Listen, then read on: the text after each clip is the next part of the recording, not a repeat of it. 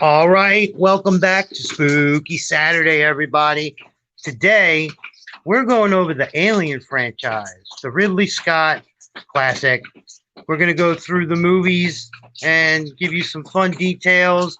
And you never know what you're going to get because although everybody knows the action-packed movies, over time, it's come out so much info about different cuts of the movies and deleted scenes and casting situations and posters, and you never know. So, welcome, and you're here with Hannah and Chubbs, and hopefully Hannah's okay.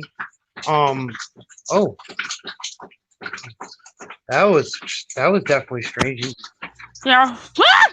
Oh, Oh, that's never a good sign, people. Hope she'll be all right. We'll see how it goes over time, but um, first, I'd like to point out that the think I'm good. design, the designs for the aliens came from H.R. Geiger or Giger, depending on who wants to say it. And scary. Ooh, spooky. I'm telling you, it's right overhead. Um, as a kid, I had an H.R. Giger calendar, so I got to look at aliens all day long. And he has a couple books, and one of the things they asked them to do was to make them sexy. And he said, I don't know how to make this sexy, but if you look at the designs of the face huggers and chest bursters, there are a lot of, let's just say, images mixed in that are sexual. So, and in and of itself, think about a face hugger that uses a phallic object to implant down your throat eggs. So yeah, we'll just and in the xenomorph itself has a mouth inside of its mouth that is very phallic shaped, right? So Oh, they tried to. I don't know why you would want to do that with a sci-fi thing, but anyway. So let's start at the beginning. 1979, the first movie Alien comes out. 2 years after the blockbuster Star Wars, they wanted to basically do a haunted house in space. The tagline, obviously, in space, no one can hear you scream, which is great, used to this day. And basically, it's truckers in space. The group is pulling minerals back to Earth. They they find a distress call, and the ship's automated system called Mother, which is connected to the company Weyland Yutani, wakes the crew up, and they're forced to go check out a homing beacon on the great, obviously named LV-426, which is the basis of the first two movies. And then let's just say hijinks ensue.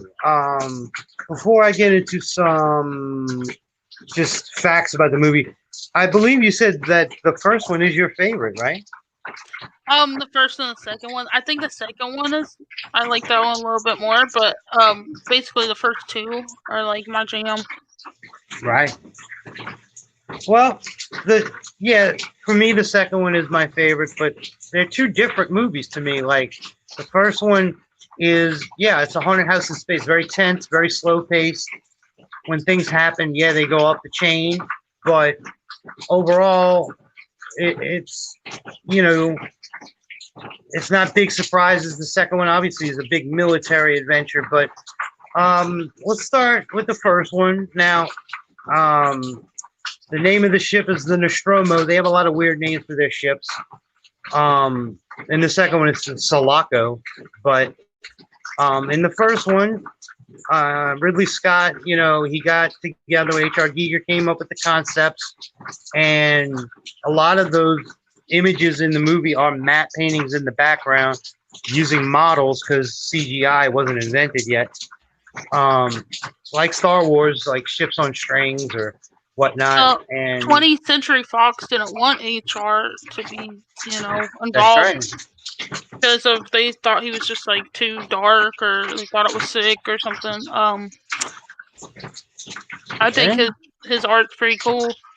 I'm glad they stuck with what they did. It made a lot of sense. In the movie, Sigourney Weaver, who plays Ripley, obviously, and the other female is Veronica Cartwright, who plays Lambert. But she auditioned for Ripley up until the end of audition.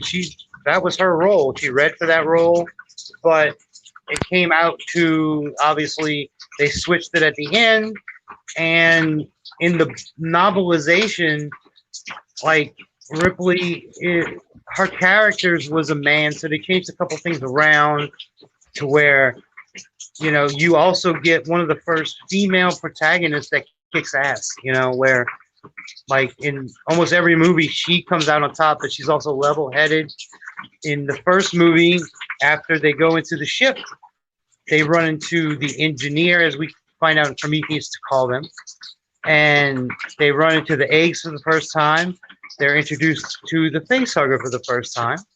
John Hurt's character brings the facehugger back on his face, back to the ship. You get the most famous scene probably of all the movies, the chest burster. In that scene, when they filmed it, none of the cast knew what was going to happen. So when the chest burster comes out and you see everybody shocked, that's real. Especially the blood splattering on everybody's face. So that's a very fun fact. I like that because what's better than scaring the hell out of your cast? You find out through this movie that you get the chest burster, but it only takes about a day and a half for that to evolve into the size of a human. As we find out, the chest burster, whatever they lay eggs into, they take the form or shape of that person or thing. I don't know if you remember, we had spoken about the action figures, but when they released action figures for Aliens, they had like a bug xenomorph and an ox and a human. They made, because they ran in the comics with whatever it comes out of, it takes the form. And then in the third movie, which we'll get to, you get a dog or an ox, depending on which version. So, but the most scariest to me is the xenomorph that's a human, because it's human size. What's scarier than that? So, well, those actually, like the first action figure that they made in the late 70s, I believe, it didn't sell well because you had to enough to watch the movie, so kids were kind of like, "What is this?" So that was one of the Star things. Wars. But for grown-ups, kind of, And they were cheaply made at first. Like they took a lot of action figure companies will take old molds of other things and just repaint them and reissue them out. Let's see. There is by the way, the Xena. You know how in Jaws, when they filmed that, they named the shark Bruce? Mm-hmm. In Aliens, they named the xenomorph Charlie on set. Oh, I didn't know that. So they could say, "Where's Charlie?" instead of saying, "Where's the?" Because it wasn't until Aliens, the second one, where xenomorph was finally used, and that's not really something they call it. The public kind of calls them xenomorphs, and it's stuck, obviously. So now there's a couple cool deleted scenes. Now one is Dallas, Tom Skerritt's character, and Ripley have an affair because they're both married, but they sleep together, and they show it. But that got cut, and I don't think it adds to the movie, so I'm fine with that. Dallas's character also, after he gets taken, they have a scene that got cut where he's cocooned, and Ripley has to use the flamethrower to dispatch him because he has a chest burster in him. And they use that scene in the second one when they use that chest bursting scene. But that might have helped the movie because that you would have seen how they stick you to the wall with the resin and somebody says "kill me" and all that nonsense. Now, this is very controversial, and I'm going to set a trigger warning for anybody because this has to do with sexual assault. And I know that can be bad, but it pertains to the movie. There's a deleted scene where the character of Lambert, Veronica Cartwright's character, when she gets killed in the theatrical version we see, it's a generic like off screen, her screaming. Eh. The deleted scene, it the sounds are of a woman being sexually assaulted, and then Ripley comes across her dead body without pants, socks, or shoes on. It really implies she was raped by a xenomorph, as crazy as that sounds. I'm glad they cut that. It makes no sense. I've heard the audio, and it does sound like that, and it's ridiculous. But I wanted to bring that up to show they cut a lot out, and some was ridiculous, but that They also cut out stuff because, like, some of the deaths looked really stupid. Like, you know, like the effects look so cheesy, and like they didn't want it to be like cheesy, so they took out that because you know the directors, they made a movie. What was it called? Dark Star. Before they made Alien, and it was like the beach ball or whatever. It wasn't very scary, but that's really funny though. Oh, like. I think if they didn't have HR, they could have ended up having some kind of silly, kind of alien-looking figure. Well, look at Predator, which we'll get to another day. But in Predator, they hired Jean-Claude Van Damme, and it looked like a big cockroach, and that didn't work. And they gave us what we know. So it happens all the time, where what they come up with just ain't right. They move on, and you get the most famous thing. But I'm glad they cut the sexual assault by an alien scene because it didn't make sense, didn't add anything. But I wanted to bring it up because you got to remember the first movie, they were trying it out. They didn't know what was going to work. They didn't know they had a hit. And they moved stories around, and they did a good job of bringing suspense because you only had 5 people or 6 people. And one, by the way, is an android, Ash, who all but one movie has an android in it. And that's kind of cool, as in our day and age, we bring up AI all the time. And in here, they make it to where you don't even know unless it's brought up or they bleed the white milk looking something. So, and then besides the alien, these movies, you have to deal with what they call the company, which you find out is Weyland-Yutani. And when the alien is brought up, there's a famous scene where the computer says, "Bring back specimen, crew expendable." So Ash tries to kill Ripley, Sigourney Weaver's character, and that's a trope throughout every movie where they want to bring one back alive to use for like military or something. And so not only are you dealing with something trying to kill the people, but the company they work for doesn't care if they live or die. And they're really hard to kill, obviously. You have acid for blood, and their outer shell exoskeleton is really difficult. In the second one, they need armor-piercing bullets to get through. So, well, did you know what they made the face huggers out of? Like their guts and stuff? Remind me. It was like shellfish and like sheep like intestines. So like everybody said it stunk really bad on the set. Like, I'm sure because they were just saying, like, you know, they were cutting it open, and then like the androids had the milk and the caviar and stuff on them, so they smelled really bad too. Lance Henriksen got sick from they would use like yogurt to look like the stuff coming out of him, and after like the 4th take, he just got food poisoning because he was putting like old milk and old yogurt in his mouth. So he doesn't even like milk either. So he's like, "This is gross." Right. So they used some obnoxious stuff, but again, they were trying everything they could out to see what was going to work. So there's. Well, I mean, it looked cool. Like it turned out pretty good. No, I mean, it worked. Like the androids are made out of like tubes and like glass marbles, just cheap stuff, and like they made it look pretty like amazing, you know. In the novelization for the first movie, because the first thing you see in the movie, like, is the famous, it's a helmet shot, and then the computer wakes up, and you see the reflection. Then you see the crew being woken up of hypersleep. In the book, they're all naked with a clear gel over them, and they obviously made the right choice and put underwear on people. Like, I don't think you even needed people in the underwear, but whatever. Sigourney Weaver gets in her underwear in almost every movie, so. Hmm. Which is whatever. She's a very tall woman, very beautiful, but those are your basic fun facts. So there's the first movie, 1979, Alien.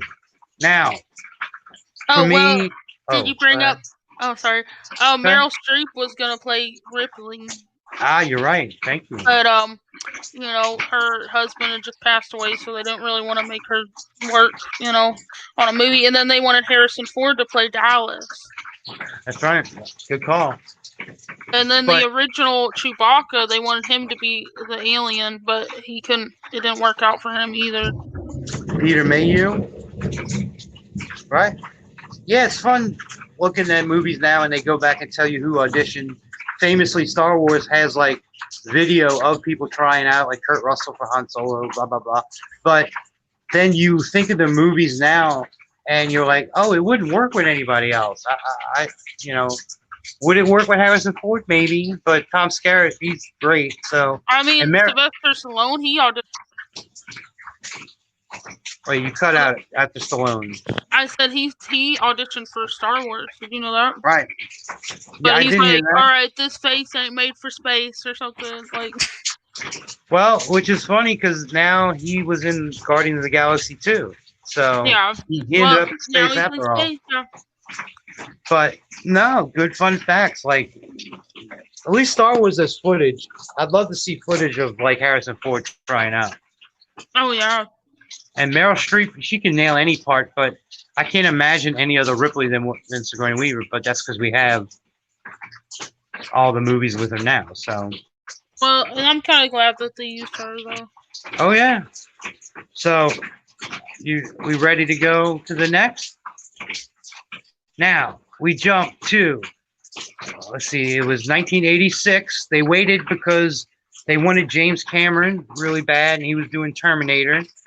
So they waited, and they wanted Sigourney Weaver back, and it took a little time for her. But then it happened, Aliens. This is a lot of people's favorites because it went from sci-fi horror to sci-fi action horror. You add in now the Colonial Marines. It picks up after the first movie. Sigourney Weaver's been in hypersleep for 57 years. She happens to be picked up by a passerby ship. The company, obviously, they ask her why she blew up her ship in the first movie. She brings up the alien, but obviously there's no trace. You find out that the planet they landed on, LV-426, has been colonized, but now they have lost contact with the colonization. They ask Ripley to go back. She says no. She has the nightmares driven by her experiences, and she says, okay, I'll go back if we wipe them out. Obviously, Paul Reiser is Burke. He's a company man. You find out, obviously, no, they wanted to bring some back, as they always do. But this time they go with the Colonial Marines. Obviously, the colony is dead. Again, you have a deleted scene of the colony. One, you have the main girl, Newt, the young girl, Rebecca. Her family, the cutscene is them driving to the ship from the first movie. A facehugger gets on her dad eventually. They show life it's called Hadley's Hope, where they live. They're miners. They call it a shake and bake colony. They go put up atmosphere processors to start a planet, basically. And I think LV-426 is actually a moon. I might be wrong. Anyway, the military obviously doesn't work because these are two big badass aliens. You know, there's so many of them. They find a hive, as we find out, and a queen, which you went from one alien to a quadrillion, obviously. The action is ramped up. You know, the queen itself. You can't really shoot them either because they've asked. Well, the aliens hive in the movie is in the lowest level in the darkest place, but it's next to the processor, which is run by nuclear energy.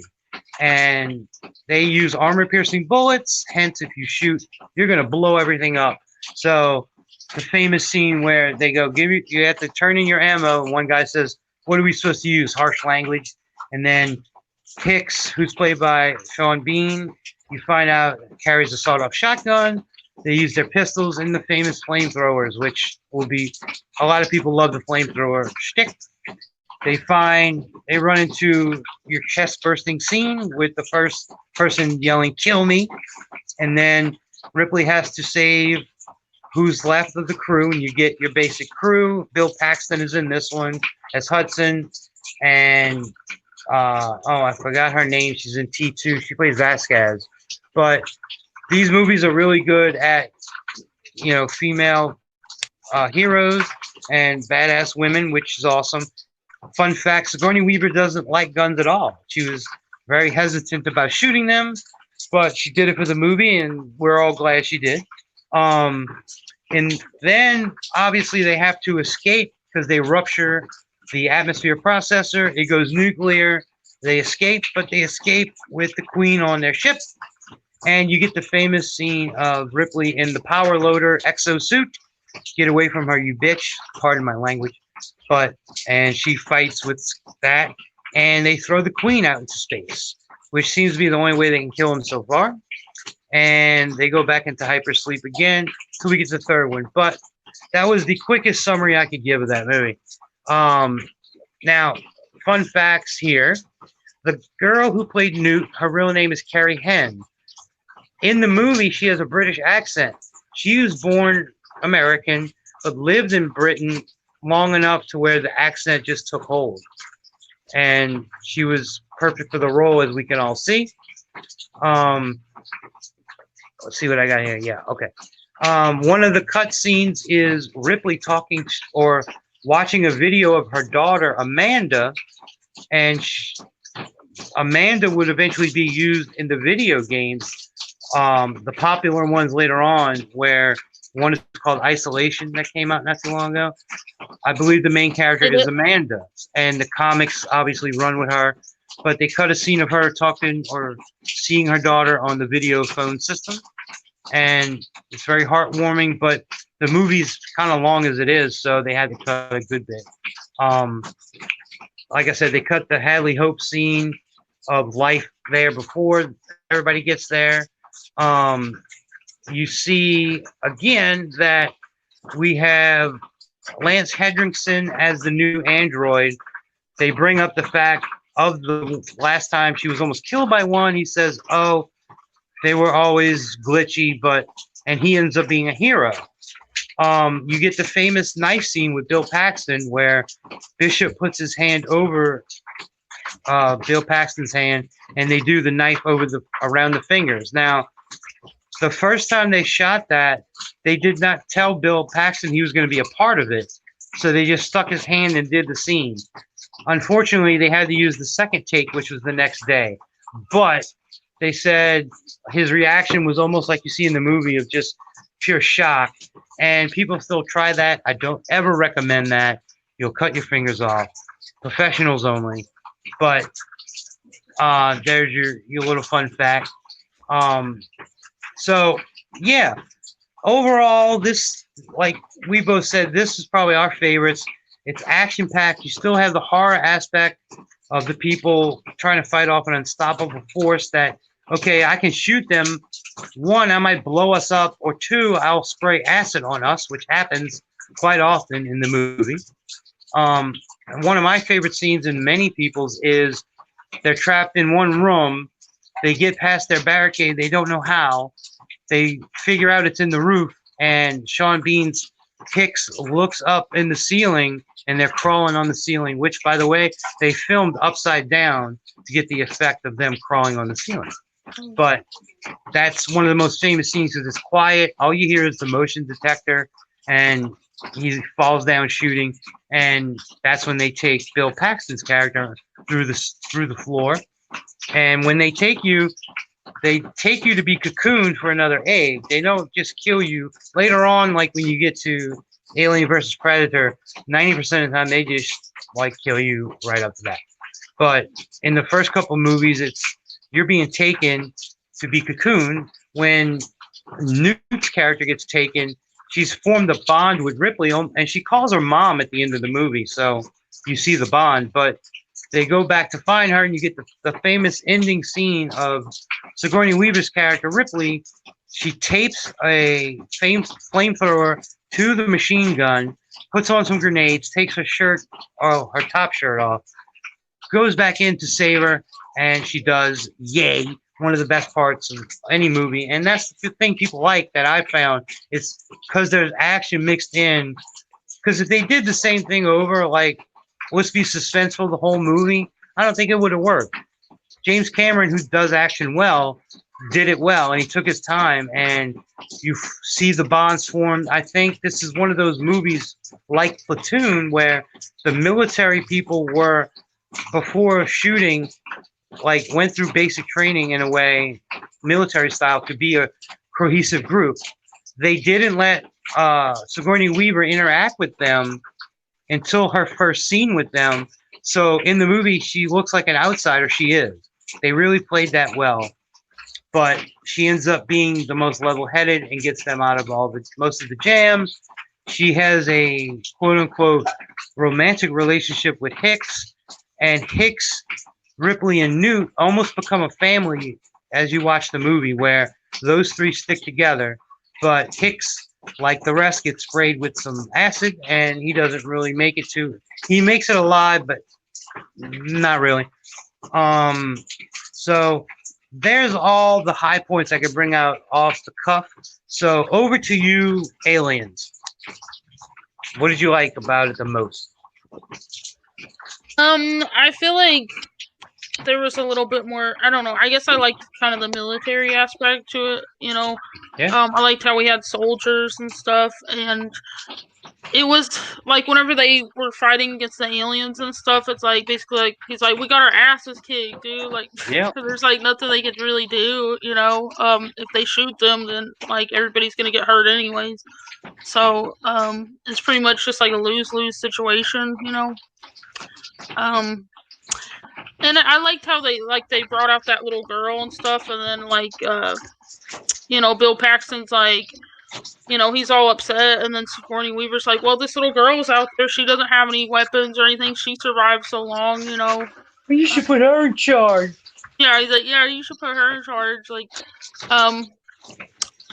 but yeah, and I liked how like the android was actually like good in this one too, like he ended up being a good guy, because like the whole time you think like, oh, he's gonna be evil, Yeah, Lance Andrews can make some evil faces at people, but he's an android, so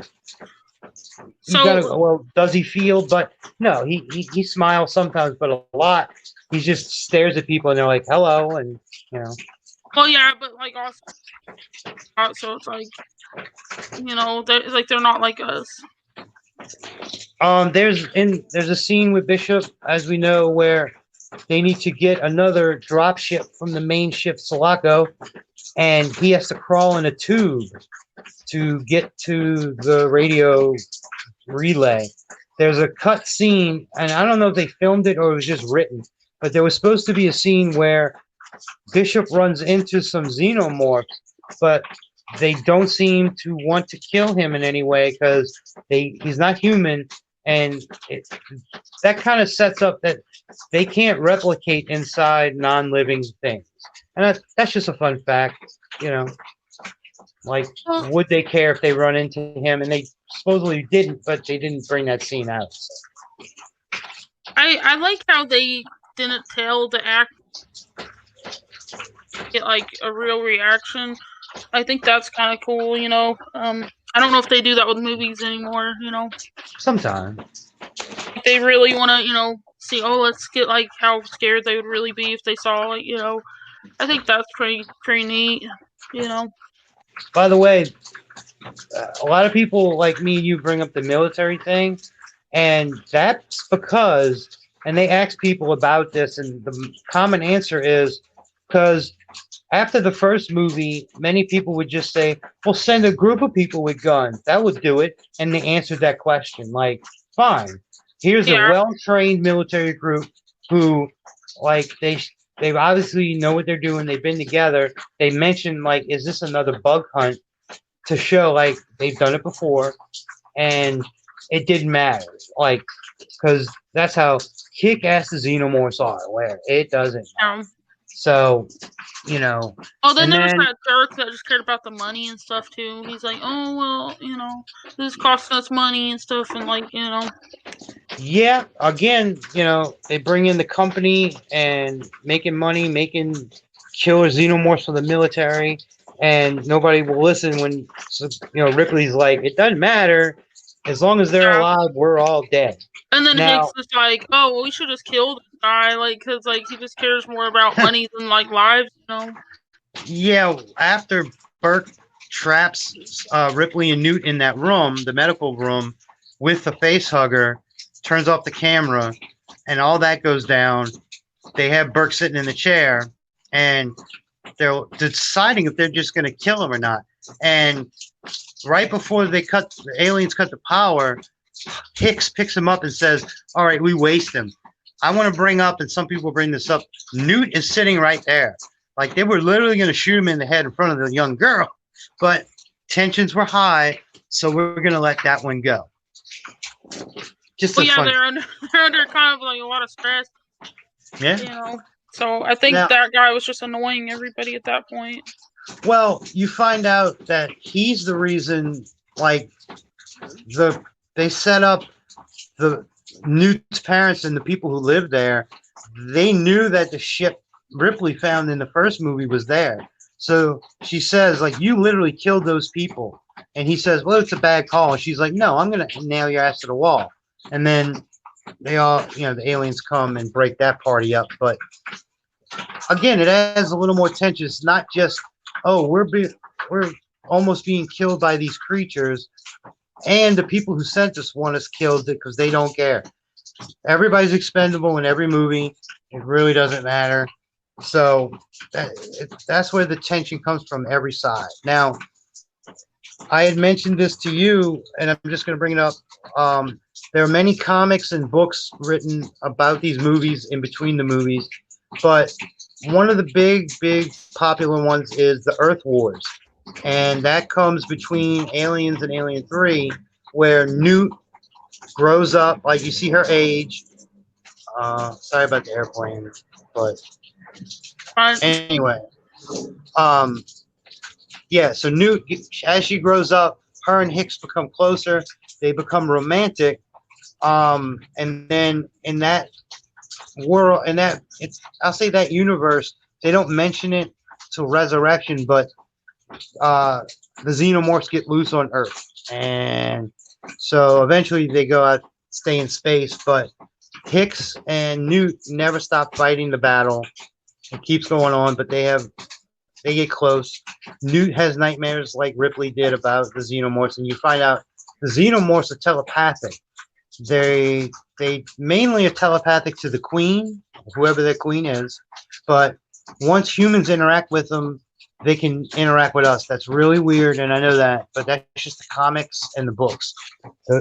They don't really bring that up until Resurrection. We'll get to that later. But if anybody hasn't seen any of these movies, start with the first two, and if you want, you can watch them in any order, because if you watch Aliens first, you can go back, and Alien will just show you almost in a prequel form, because it is, but the situations are so different, you can enjoy them for what they are. But Alien is suspense, horror, tense situations. Aliens is tense action, horror, and the stakes are always higher. And it's actually, somebody broke it down, and I wish I remember who did this video, but they showed how Ripley is really the iconic female character. She keeps a level head through the whole thing. Like, every time Bill Paxton's Hudson freaks out, she's the one to yell at him, and she's the one who says, okay, show me how. Hicks shows how to use the machine gun. She says, well, what's this? And she points to the grenade launcher, and he says, oh, that's a little dangerous. That's a grenade launcher. She says, well, you started this, so let's finish. She's a go-getter. When she's in the beginning of the movie yelling with the company, when they're like, "You blew up the last ship. That was billions of dollars. What's going on?" She gets in their face and yells, and she's like, "If you don't believe me, this is ridiculous. Everybody's going to die." She is an amazing female protagonist, and that way, she's not a final girl like in a slasher movie. She is in charge. They give her rank back as Lieutenant Ripley. And I can't express enough that all these, the first two, the most show that it's she nailed it, and that's what works. Having a female hero to show that even with the military or the best weaponry or androids or whatever you have, and then they will reuse female protagonists throughout these movies, but Ripley is the biggest and the baddest to me.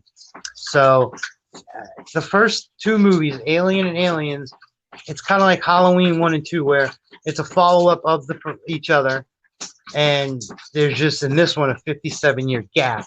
But yeah, those are the best two by far, because in a minute we're going to start drifting and lightly touching the other ones. But as we both shown, I'll say I recommend, or I give the highest marks to the second one, Aliens, and then Aliens. I believe you said you feel the same.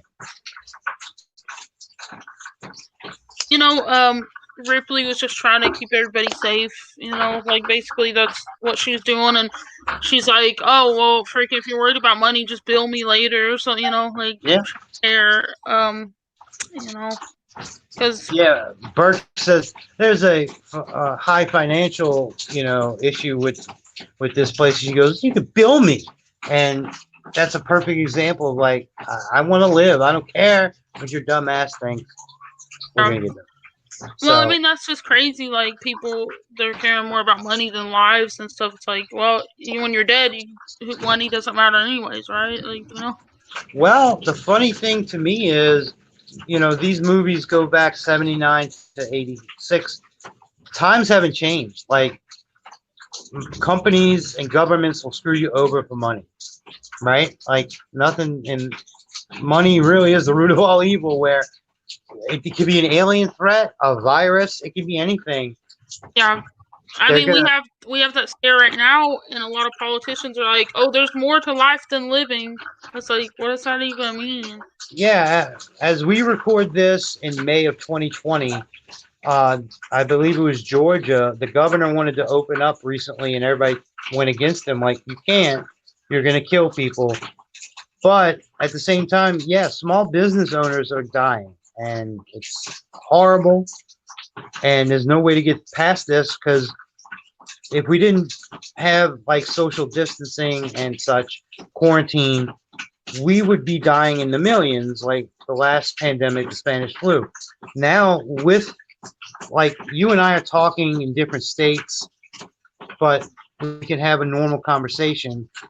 By the way, Aliens showed that they had video phones before video phones. Oh, yeah. They put the card in, and it was their version of a telephone. But I like to point out Star Trek made everything possible. Say Star Trek did that first. Yeah, the communicator was a cell phone.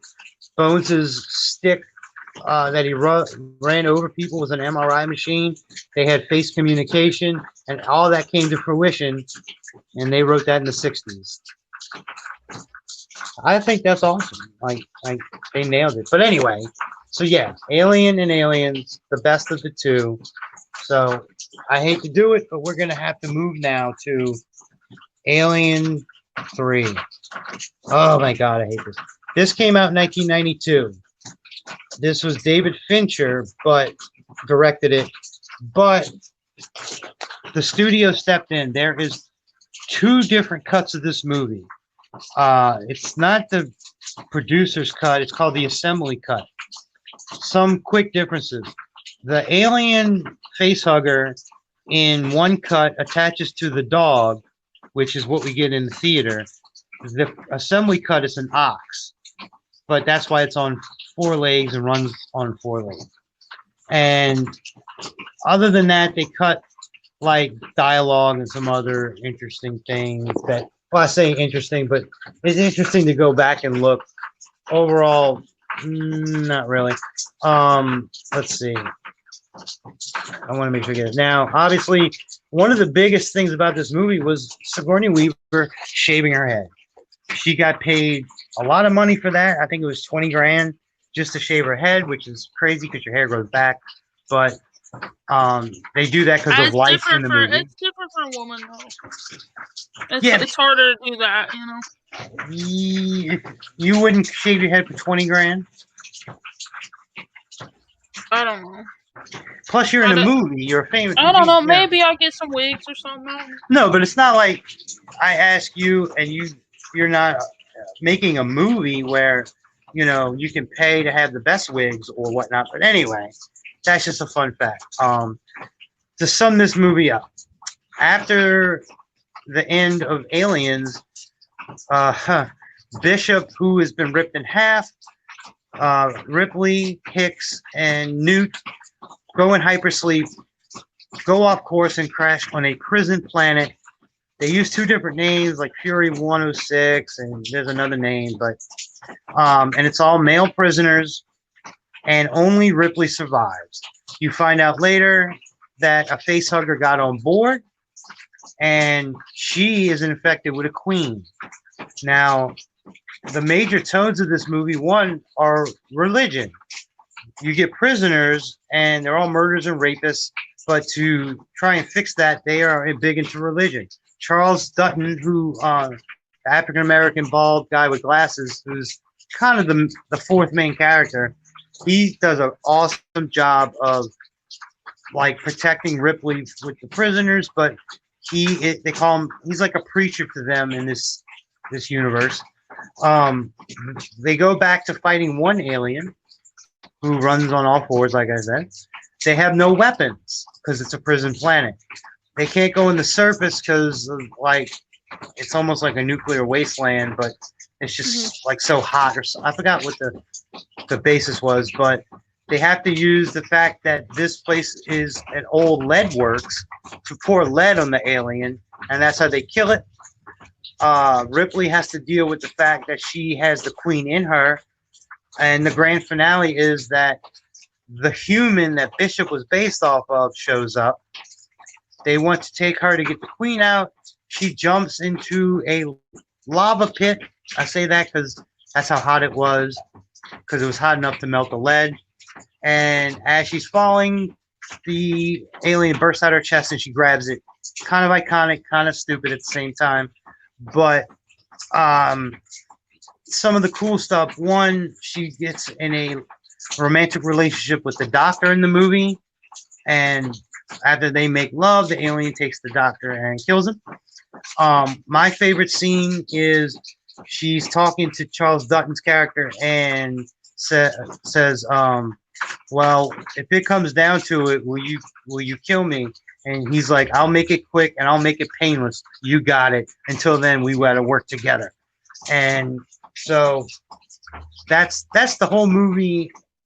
And it wasn't great. It wasn't cut great. The effects aren't great because CGI was still kind of in its infancy. So the alien looks dumb half the time. Because they went with one on all fours, they had to CGI most of it. Now, my last thing I want to say real quick. I don't remember where I saw this from. It could have been a comic, and it could have been just somebody talking about the movie. But are you familiar with the character of Riddick from Pitch Black and such? Vin Diesel, where he wears the goggles.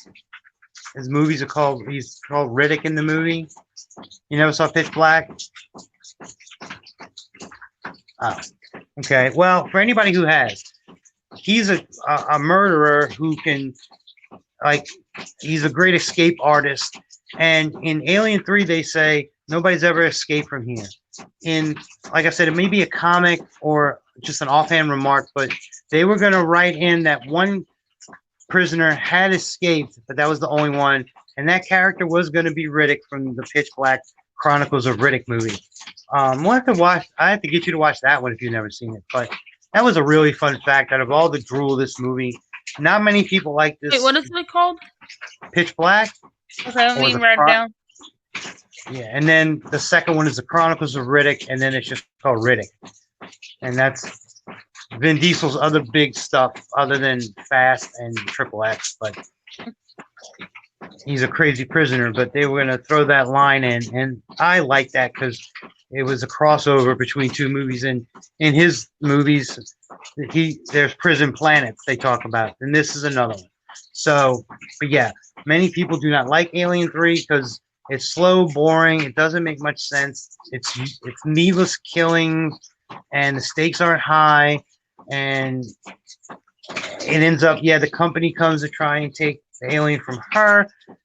Nothing great. A couple tense moments, but not well liked throughout the franchise. So, what say you, Alien 3? Rate it? No, just we're gonna rate the whole thing at the end, but like, just your overall thoughts of the movie compared to all the other movies.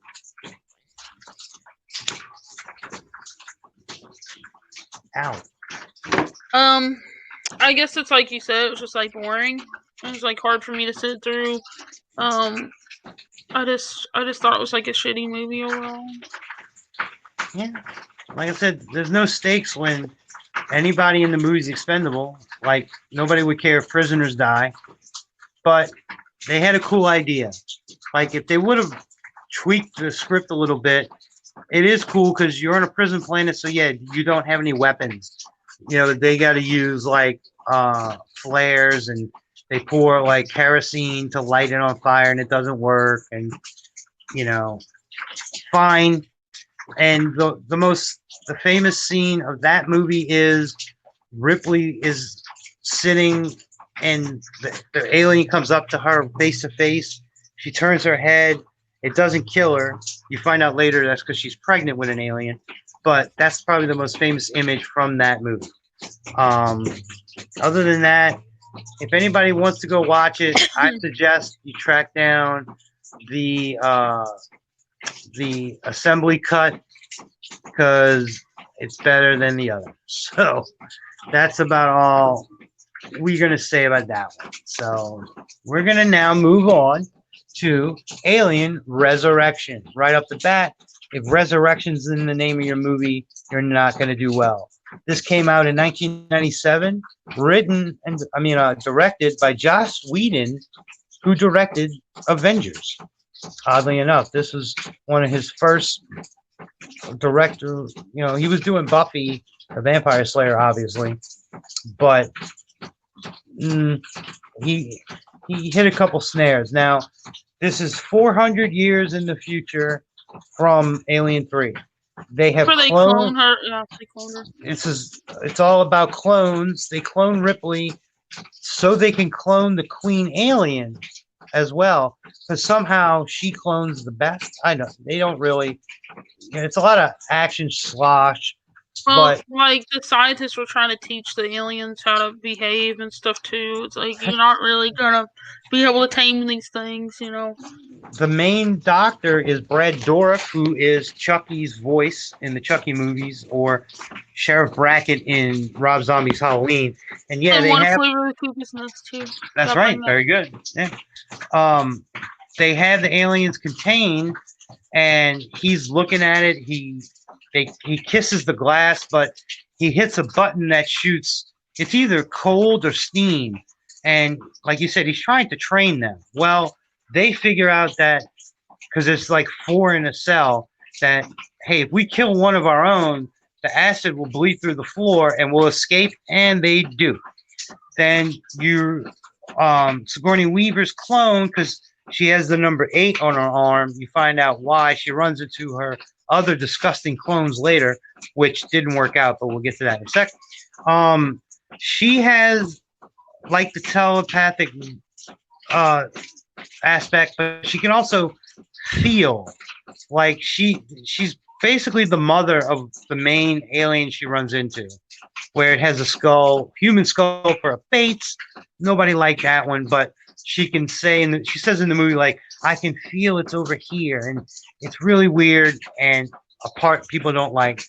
Our main group shows up, and they're mercenaries, and they are providing the bodies to the scientists to hatch the eggs to get the xenomorphs. They don't explain how they get the eggs, but fine. Then you get a whole cast like Ron Perlman of Hellboy fame is in the movie. The main bad guy from The Crow, I forgot his name. I'm sorry. He's the main mercenary. They carry the guns. They do the shooting. The android in this movie is called Call, played by Winona Ryder, which fine. I don't, it's cool.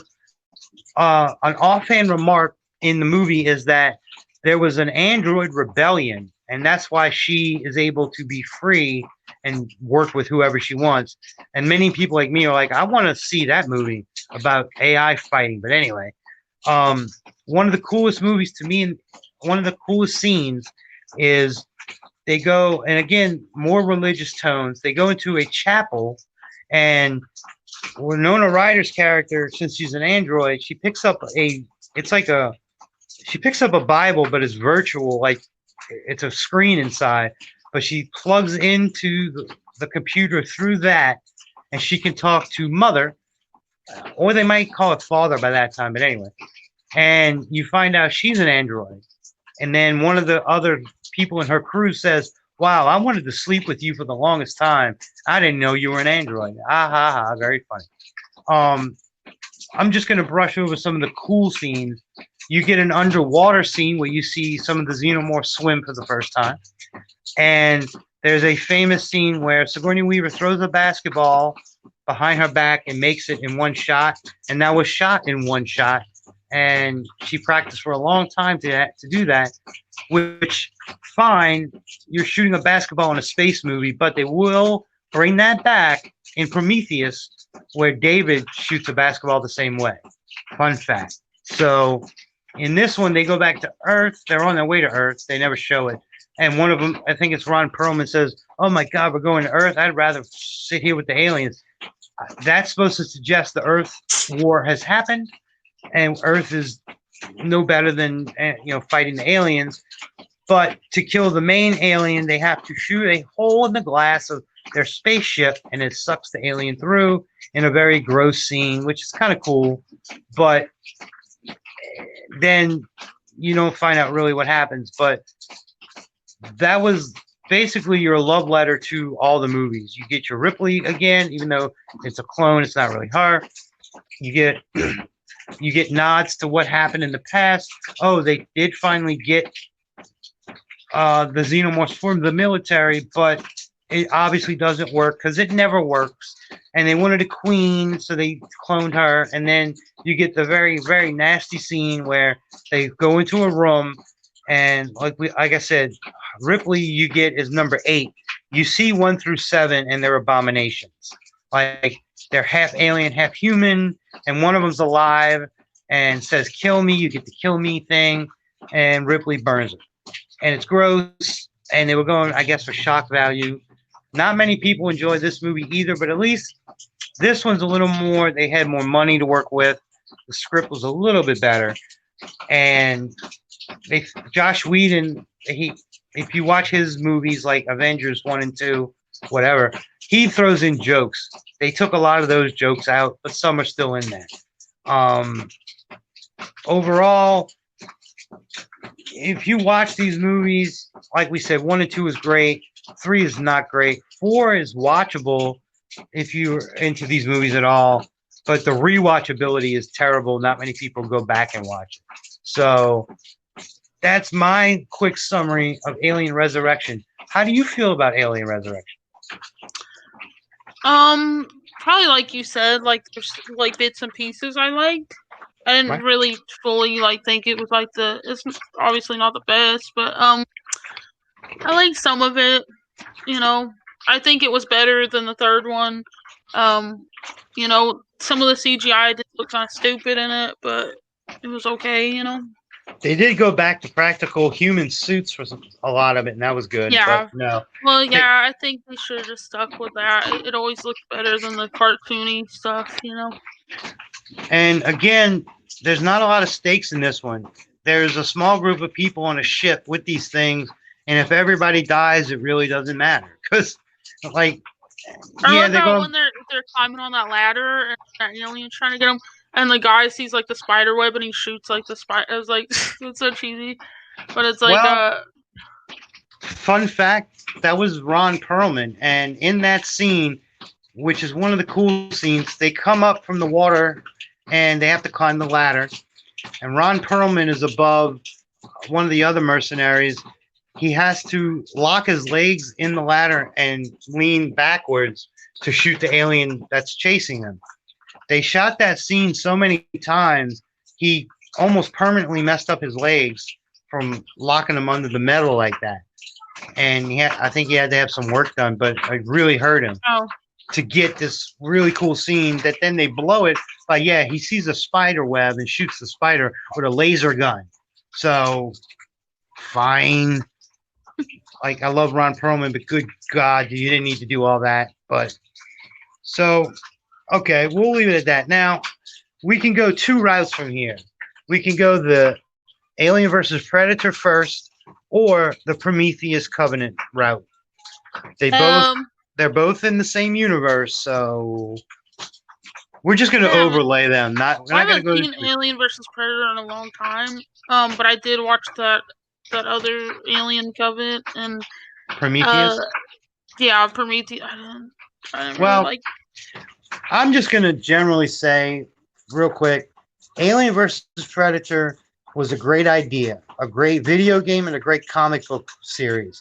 The movies messed it up big time and farted around with continuity. Where one thing many people say is when you do a movie like Aliens or about aliens, don't bring it to Earth. Don't show it on Earth. That's not what people want to see. And they did that both times. And you do get to see a cool Predator versus Alien fight, but you have Lance Henriksen as Weyland, or one of the Weylands who runs the company, and there's a pyramid in Antarctica. Let me just leave it at that. Like, there's some cool scenes, but that movie's cool just to see an alien and predator fight. Let's leave it at that. Now, Prometheus, when that came out in 2012, everybody said, cool, it's going to be a big prequel to these movies. Yes and no. You find out, they set it up to where the very tall white engineers, who is the space jockey in the seat in the very first Aliens, they brought life to Earth, Darwin style, where they killed themselves to put their DNA in the water, yada yada. Anyway, the humans over time find star maps to go to where they think that the engineers want us to go. Mm-hmm. Now, you see the same ship from Alien. So everybody's like, yay, it's LV-426. No, it's LV-4223 or 23. So Prometheus is but isn't a prequel. Weyland's obviously in it because Weyland himself is alive, played by Guy Pearce. And the best part of all these movies is David, who is Michael Fassbender from many movies, but X-Men. And they really delve into the android aspect. Now, let me preface, Ridley Scott, who also made Blade Runner, has an extreme hard-on for androids for some weird reason. He really digs into them. Like, Weyland says to David, like, he calls him his son, and they mess with David, and then Covenant leads to he's the straight-up bad guy. I haven't seen Covenant. I've seen reviews on it, and I get the gist of it. But it looks like David, the android, is the evil person who creates xenomorphs in the first place. Am I right in saying that much? Yeah. I don't know. That one just sucks so bad. I just really hated it. It was like another drag. It's sad because Prometheus and Covenant, they have the technology and money to make one of the, and they're one of the best looking movies of all of them. Prometheus is beautiful, shot well, but they mess with the story so much that people didn't end up liking it. Where it's like, oh, so a human made an android that found a black goo that ended up messing with The humans black view. to make protomorphs and all these things that eventually you'll get a xenomorph. And Danny McBride's in the movie, yay. But Well, I think just because like now we have the technology to do really cool stuff with effects, maybe we don't have the best writers and scripts and stuff as much anymore. exactly. Because it takes talent to write like an interesting story. I mean, we can make a bunch of action movies or whatever, but like a lot of times the scripts are just like really not good. From what I gathered from the parts of Covenant I've seen, they really spent a lot of time with, we're going to show you how gross it is to have, it's not a chest burster, it's a back burster. And it's going to come out this person's back. And it's going to be gory and blood everywhere. And okay, but that's not what we came to see. There's no tension therein. Oh, right? There's gotta be like the interesting story and stuff. Like that's mainly why Alien and Aliens was so good, is because like there's like an interesting like story to it. And then like getting to see the aliens was pretty cool. Like that stuff was cool too. But if that's what it's all about, like, people dying and like all the crazy aliens, like that's just kind of lame. And some of the other quick points from Covenant is they bring a callback to the first movie where they find a distress call from Shaw, who's the woman who survived the first, who survived Prometheus. It turns out to be a John Denver song, which is cool, but that's what gets them off course to the planet where they find David, who's, like I said, turns out to be the bad android. They have another android called Walter. It's played by Fassbender again, but yeah, am I wrong? Like Covenant, they're bringing like 1,000 people who are in cryo sleep to colonize another planet. Pretty much. Like that's, and then hijinks ensue. Oh, aliens. Yeah. Now, it was supposed to be called something else, not Covenant, and it was going to be a direct sequel to Prometheus, but Ridley Scott stepped in and said, no, I want to do this. And so it does continue a little from what I see, but those are not great. They look great, but like you said, like we don't want, like in Alien and Aliens, you don't see the creatures for a long time. It's the human stuff first, and then this happens. Now we got aliens. I feel like maybe when it comes to sci-fi and stuff, like you do kind of just like want to care about the people and stuff, and the humans, and like we want to know about them and stuff a little bit. And I guess with these newer alien movies, it's just like I don't really give a shit about the characters. Right. So it's like, why do I care? Like, what happens to them? Like, they're just like, there's nothing special about them to me, or they're, I don't know, they're just really bland and boring. They show that because James Franco is the captain in Covenant, and I've seen the scene where he's stuck in his hyper sleep pod, and he burns to death inside. So he's technically not even in the movie. So why go through all that just to have a cool death scene in the first 10 minutes or whatever? Like, it's supposed to make you feel bad for the female character who takes over, but you don't, because you didn't get this. You need to spend time, like you said, with people in movies. If you're gonna feel for somebody, you need to know why you need to feel bad for them. What's the point? What are they thinking?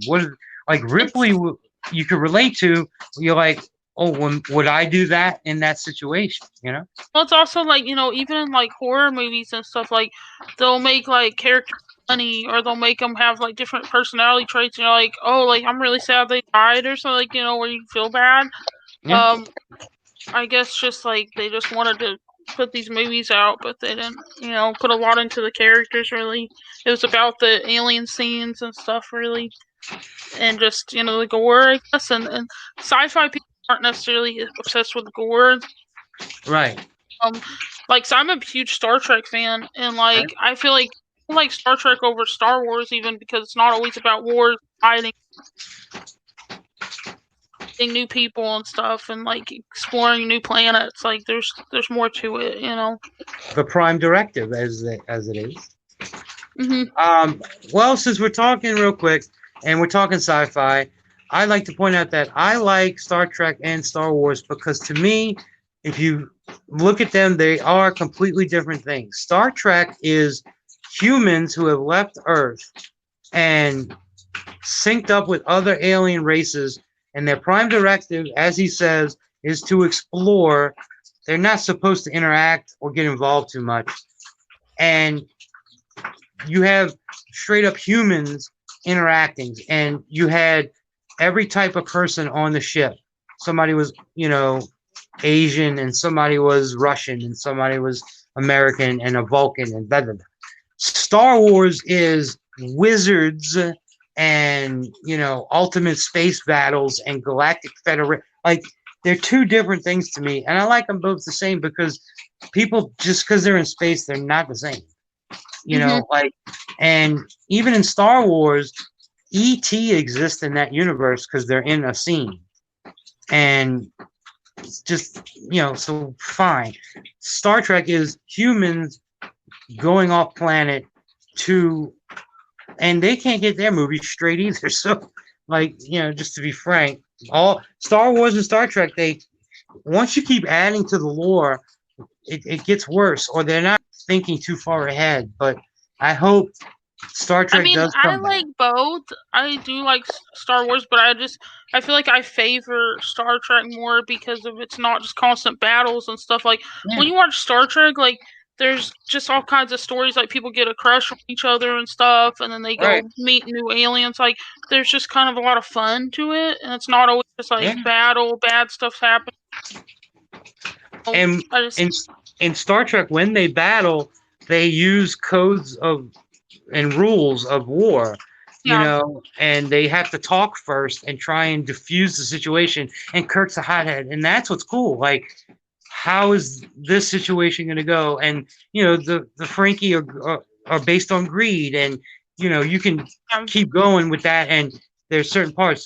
In Star Wars, it's cool because there's space wizards, fine, and there's obviously the Nazi group because they're called stormtroopers.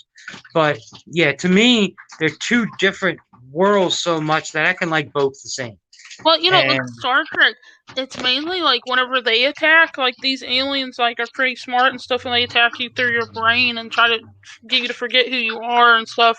Like there'll be like an episode where it's like where they don't even know who the hell they are and stuff, and then it turns out, oh well, you're being taken by this group of aliens. Like it wasn't really just like space battles, like right, kind of stuff.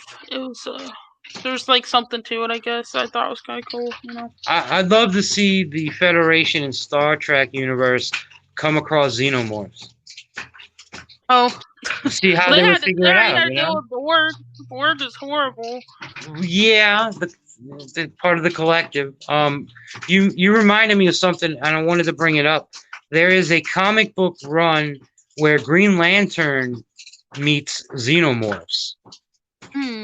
It's not in continuity, but Hal Jordan, I think or it might be Kyle Rayner. Anyway, any Green Lantern fans, you want to look it up. They go up against xenomorphs, and yet you get to see in the DC universe how they deal with that.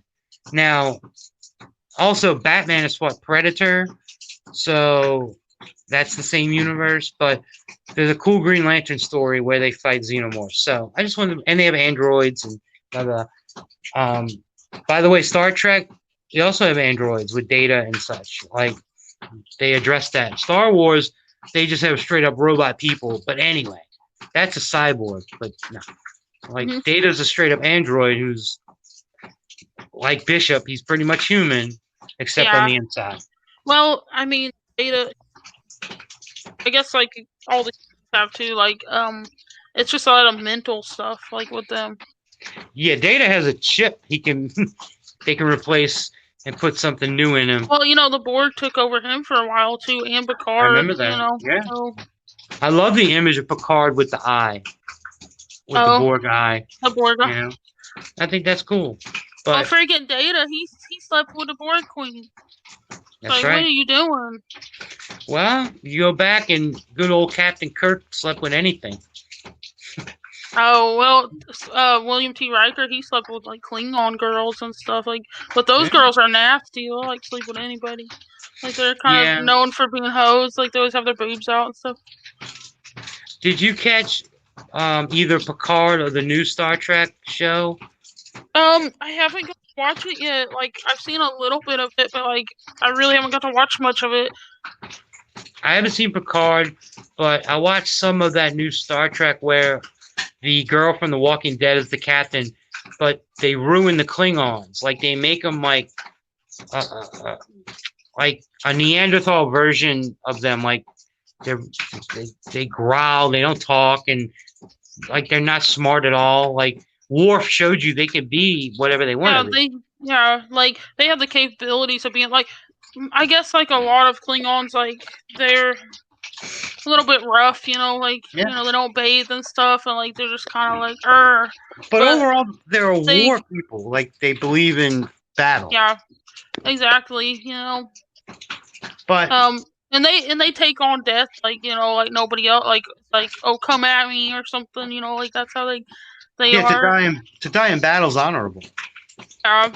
like But, well, let's get back real quick and our overall in Alien franchise. Let's grade it. Just the overall, not each movie, but as a whole. Get the idea and the execution. What would you say? What would you give Alien? The whole thing. I would give it a 10. Really? Okay. Out of 10. I'll give it an 8.5 just because some of the movies drag it down enough where it's like you had the chance to do more and you blew it.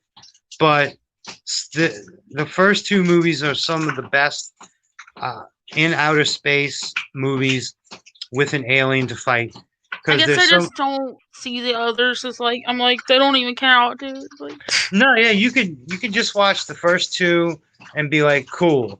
I recommend Prometheus because it looks great. Like if you don't care about what's going on, they put the money in how it looks and the music, and it's great. But yeah, and with the fact that in the sci-fi genre, there are a million movies, and some are just straight up goofy tentacle monsters, or like the famous one where it's a monkey suit with a fishbowl on its head.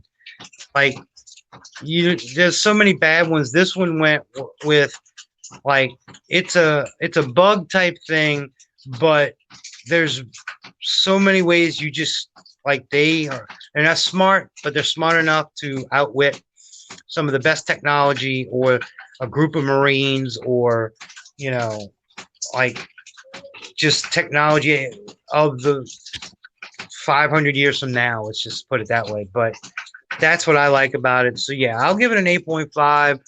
If you take out the other movies, I'll give it a straight 9. And that's not bad. So as you hear, we give the Alien franchise high marks. And those we recommend some of the movies and some not. But yeah, sci-fi, thriller, horror, however you want to put it, the first two movies can't be beat.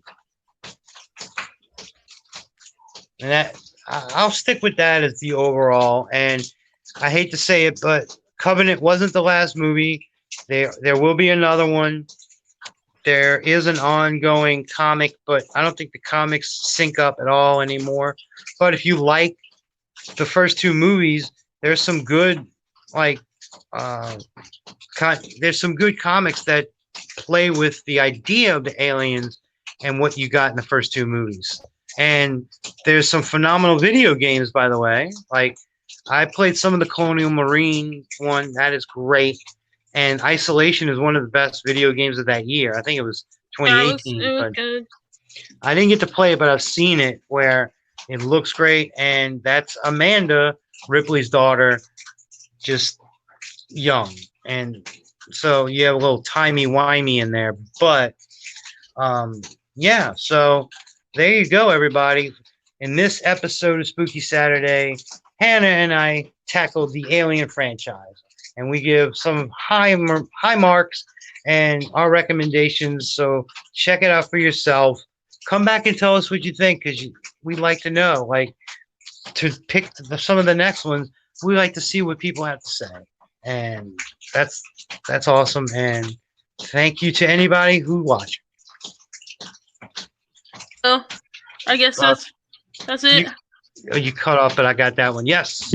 All right. I will go ahead and say goodbye to everybody, and I hope everybody's safe. Bye. Bye, y'all.